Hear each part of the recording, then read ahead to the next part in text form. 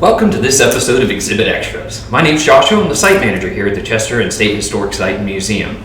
Now today I want to talk to you about a very special exhibit, an exhibit that I found a personal connection to, and it's actually called It Speaks to the Soul, and it is a journey through town historian Paul Fink's early life. And what he really did in this area during that time was pivotal in establishing not only Appalachian Trail, but also the Great Smoky Mountains National Park. And having grown up in western North Carolina, I spent a lot of time in the woods. And I went to college at UNCA, so of course I was out on the Appalachian Trail all the time. And as a park ranger in Shenandoah, even more time on the AT. So it's really interesting to learn how this one individual recognized the natural beauty in this area and wanted to open it up to visitors so that they could experience it and find their own inspiration. Now, where we got kind of the idea of this actually stemmed directly from our collections. Dr. Paul Fink actually donated a lot of his personal artifact collection to the Heritage Alliance.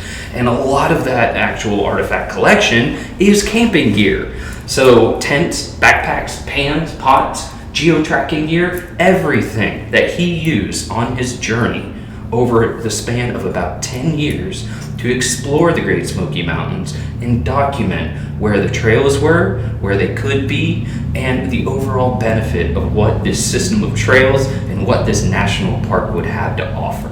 Getting any exhibit, you're always going to find something really interesting. It's inevitable when you are dealing with hundreds of artifacts that span decades. And one of the most interesting things I found when researching Paul Fink and his involvement with the national park and the Appalachian Trail was actually his tent.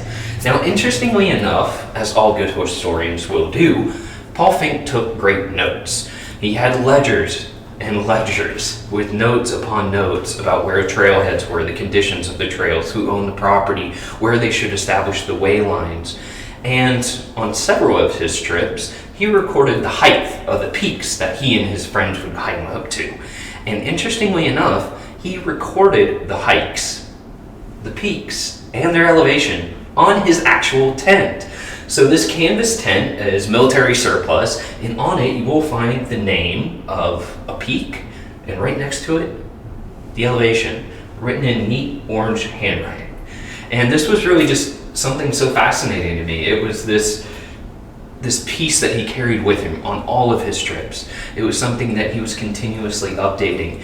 And we've all heard about, writing a book and primary sources and creating these wonderful documents to use for historical research. But what really struck me is using a tent to do historical research.